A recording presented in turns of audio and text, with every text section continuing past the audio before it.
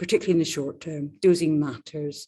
In septic shock, these doses that you give patients within the first 24 hours. I wouldn't say that, you know, they are a live and die situation, but actually the dose you give to the patient can make a remarkable difference to the patient impact and to patient safety. Second take-home message, I'd say again, this dynamic process.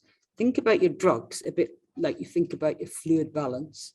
You set it once a day or twice a day. Do the same with drugs. Set the drug dosing every day. And the pharmacist should be there to help you with that daily. And then finally, you know, safety is just as important as dose. So for drugs like phosphodiesterase inhibitors, know a little bit about them. If you're administering drugs in the ICU, know enough about them to understand what their adverse effects are if you give them too quickly.